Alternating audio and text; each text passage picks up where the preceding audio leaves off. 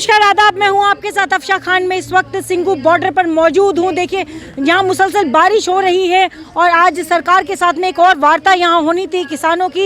यहां हमारे साथ कुछ निहंग सिख भी जुड़े हुए हैं, तो आइए चलते हैं और पूछते हैं इनसे कि यहाँ जुड़ने का या रहने का क्या इनका मकसद है। नाम क्या है सर आपका जानना? मेरा नाम जी रागी बलदेव सिंह बुड्ढा दल।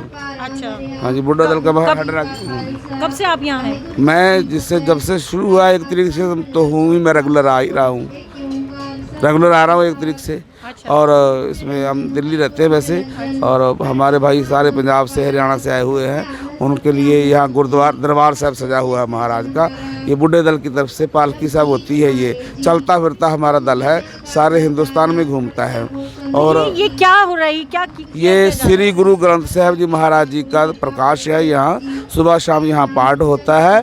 3 अखंड पाठ साहब हो चुके हैं अब तक, और 1 सहज पाठ हो चुका है। और संपट श्री सुखमनी साहब जी का 1 हफ्ता लगातार चला था अखंड पाठ, वो हो चुका है अब तक। ये पाठ आप किस चीज़ के लिए कर रहे हैं? ये कामयाबी मिले किसानों को, ताकि जो अन्नदाता है अन्न और भी बढ़िया ढंग से बोए और लोगों को गरीबों को खिलाए। तो अभी इतनी सारी बात हो गई, आज भी किसानों के साथ में वार्ता थी केंद्र की और कोई रिजल्ट नहीं निकल के आया है, क्या कहना है? तो ऐसा ना, टाइम तो जिन लोगों ने अपने बेनिफिट के लिए बनाया है वो पहले तो इनको समझाने में लगे हुए, इसके भी बेनिफिट हैं, इसके फ़ायदे हैं ये कानून के।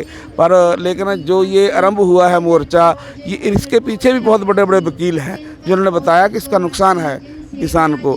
तो वो अपनी मनाएंगे, ये अपनी मनाएंगे, देखो क्या होता है। युद्ध तो चल ही रहा है। तो आपको क्या लगता है क्यों नहीं सरकार मान रही आप लोगों की मांग? सरकार वैसे देखो, जैसे सुनने में आता है कि हमारे मोदी जी ठीक है, अपने कट्टरवादी जरूर हैं। गोधरा में भी इनका सुना था कुछ पीछे मुसलमानों के विरुद्ध में आग उग लगाने का रेल को।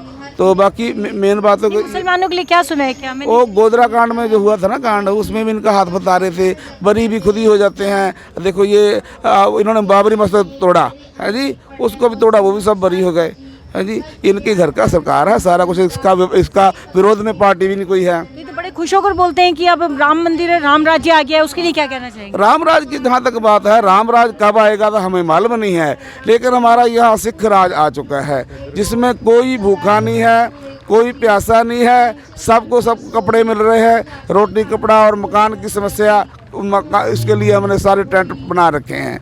मेन मुद्दा मतलब कि ये ट्रेलर है, राम राज आए हमें खुशी है, राम राज के हमें विरुद्ध नहीं है। हम राम की सब, राम का ही नाम है सारा, राम का ही सब ये देश है, ये कृष्ण का, राम का, गुरु नानक का ये देश है जी।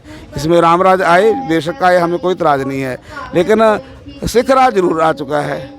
अच्छा सर, अभी आपने थोड़ी देर पहले कहा कि इन्होंने अपने आप ही मस्जिद को गिरा दिया और उसके बाद अपने आप ही बरी हो गए। तो क्या लगता है कि न्यायालय का कोई इनके मान सम्मान कुछ नहीं है इनकी नज़र में? गुरबाणी में लिखा है, जिसका राज तिसे का सुपना, जिसका राज होता है सुपना भी उसी का ही आता है। पता नहीं क्या सुपने में क्या होएगा सुबह जा। ये अपनी सरकार है, इनका सब है, अपने जज हैं, सब हो रहा है। पीछे एक कोई इन्होंने बड़ा फैसला करवाया था, उसके बाद उसको राज्यसभा में दी सीट, कोई था इसमें जज था, हाँ जी, मुझे नाम नहीं याद आ रहा। तो ये तो चलता है, इसमें पूरा जोर लगाते हैं अपने तो आप साफ तौर पे ये कहना चाहते हैं कि अपनी सरकार में अपना कानून खुद बनाते हैं और लादने की कोशिश करते हैं, ऐसा कुछ आप कहना चाहते हैं? क्यों नहीं करते हैं, अपनी मर्जी करते हैं। उसमें अगर फ़ायदा हो, जहाँ फ़ायदे की बात है तो वो पहले बताएं, किसानों को विश्वास में लेके, भाई हो सकता है सरकार ने अच्छा ही किया हो, है? अक्सर ये भी लोगों ने बैठ के मिलके कोई तैयार किया होगा खरड़ा, रातों रात तो नहीं हो गया तैयार है जी। लेकिन उसका पहले उसको विश्वास में तो लेते किसान को, जिस काम से किसान खुश है वो कानून बनाए। तो ये रोज रोज नई नई वार्ता जो कर रहे हैं, इसका क्या मतलब है फिर? बस यही है, वो अपनी मना रहे हैं, वो अपनी मना रहे हैं, इसमें टाइम वेस्ट। वाहिगुरू जी का खालसा वाहिगुरू जी की फतेह। हम सबसे पहले ये बताना चाहेंगे कि 2014 से जब से ये मोदी सरकार बनी है, पहले इन्होंने नोटबंदी कर दी, 8 नवंबर को एकदम नोटबंदी कर दी, कह रहे 2 दिन में बदलवा लो अपने नोट। फिर इसने कई बार NRC CC लागू कर दिया, शाहीन बाग में ऐसे ये सोच रहे हैं कि शाहीन बाग जैसे हम कोरोना के नाम पर इनको उठा देंगे। तो जो इनको डंडा, जो इनको हिकने वाले हैं वो है अंबानी और अडानी, जो इनकी सरकार है, ये सरकार मोदी सरकार नहीं है। और ये भेड़ें इनके पीछे लगने वाली, हम भेड़ें नहीं है, हम शेरों की कौम है ये किसान, क्योंकि ये पालते हैं सभी को, सभी सारे देश को पालते हैं, केवल यहाँ पे भारत के नहीं, जितना भी दुनिया का अन्नदाता है सभी अपने अपने अन्नदाता का अपना सत्कार करते हैं। लेकिन ये मोदी अलग से आ गया, ये अपने बहुमत से ईवीएम, पहले ईवीएम मशीनों में घोटाले करके जीत जाता है और उसके बाद अपनी बहुमत से कोई भी बिल पास करवा लेता है। इसका कोई फायदा नहीं है, हम इसके झांसे में आने वाले नहीं है। ये कह रहा है हमारा बड़ा होगा, अरे हमें बड़ा, हमारा पता है भी हमारा बड़ा कैसे होगा। अगर हमारा बड़ा होता तो हम इसको मंजूर कर लेते, हम इतने अच्छे से, तो हम इसका विरोध क्यों करते, इतनी ठंड में क्यों मरते, इतने 40 जो बंदे मर गए हैं तो ऐसे थोड़ी मर गए वो। अच्छा, इतने समय देखिए हो गया है यहाँ पर आप लोगों को यहाँ प्रदर्शन करते हुए, यहाँ इस काले कानून को वापस करने के लिए याचिका बार बार लगाए जा रहे हैं सरकार के सामने, उनके तो कानों पे जूं नहीं रेंग रही है। तो फिर क्या लगता है, अगर नहीं इन लोगों ने वो काला कानून अपना वापस नहीं लिया तो क्या क्या होने वाला है आगे? ਇਹ ਤਾਂ ਜੀ ਸਾਡੇ ਮਾਰੇ गए दिल्ली तख्त पर बहेगी आपकुर की फौज, छतर पड़ेगा सिर पर बड़ी करेगी मौज। ये तो हम फिर दिल्ली तख्त पर बैठ जाएंगे, तो इससे क्या बड़ी बात है। अगर हम इसको वोट डालकर सत्ता बिठा सकते हैं तो हमारे पास लोकतंत्र में सत्ता से हटाने की हमारे पास पावर है। अगर नहीं करेंगे तो हम दिल्ली को कुछ कर देंगे, तो क्या करेगा फिर, हमारे धक्का करने पर मजबूर ना करें ना। कोई भी ऐसा राजा होता है इतना क्रूर नहीं होना चाहिए, ऐसा तो औरंगजेब भी राज में भी नहीं था, इतना क्रूर राजा कोई भी नहीं हुआ आज तक जो अपनी प्रजा को इतना तंग करे। तो हम तो इसको बेनती करते हैं, चेतावनी कुछ भी समझ ले भी, इनको चेतावनी भी देते हैं, बेनती भी करते हैं भी अगर तुम संगत में आकर माफ़ी मांग लेते हो तो संगत तुम्हें माफ़ कर देगी, जनता तुम्हें माफ़ कर देगी। तो ये 3 काले कानून हैं जो वापस ले लो, हम तो यही कहते हैं। आपने देखा होगा कि कल जो है कुछ लोग यहाँ आ रहे थे प्रदर्शन के अंदर हिस्सा बनने के लिए, तो उनके ऊपर आंसू गैस के गोले का भी प्रयोग किया गया, बल का प्रयोग किया गया, उसके लिए क्या कहना? जी, हमारे देश का नारा है जय जवान जय किसान। आपने देखो कैसा ये पीएम बनाया है, जिसने जय जवान जय किसान को एक दूसरे में बिड़वा दिया है। दोनों पासे जो लोग मर रहे हैं, जो जवान है वो भी किसानों के बेटे हैं, तो वो किसको मारे? अपने बुजुर्गों को मारे। किनको मरवा रहा है ये? भाई भाई को मरवा रहा है। जो कोई भी किसान होता है उसका एक बेटा किसान होता है, एक जवान होता है, तो ये आपस में बिड़वा कर मरवा रहा है 2 भाइयों को। इसका तो कोई राज ही नहीं है, इतना बेकार राजा आज तक के इतिहास में हुआ ही नहीं है अभी तक। तो ये क्या आपने लगाया हुआ? ये नेस्कैफे का मैं ये डब्बा देख रही हूँ, क्या है ये?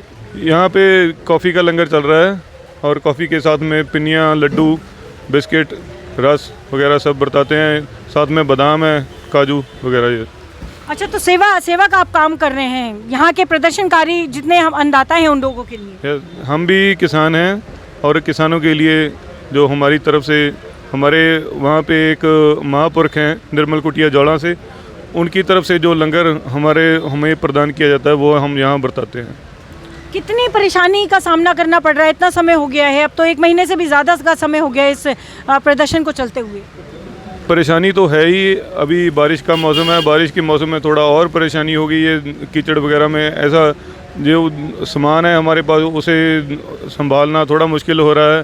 और चलो मुश्किल तो है ही है, सभी के लिए है, पर सरकार को मानना चाहिए। अभी ऐसे किसानों को कितनी देर यहाँ पे और रुकना पड़ेगा, ये तो सरकार को देखना चाहिए। वैसे परेशानी तो है पर लेकिन डटे हुए हैं सब, जीत के जाएंगे। क्या लगता है आज एक और वार्ता होनी थी केंद्र के साथ में और कोई निष्कर्ष निकल कर नहीं आया है, क्या लगता है क्या होगा?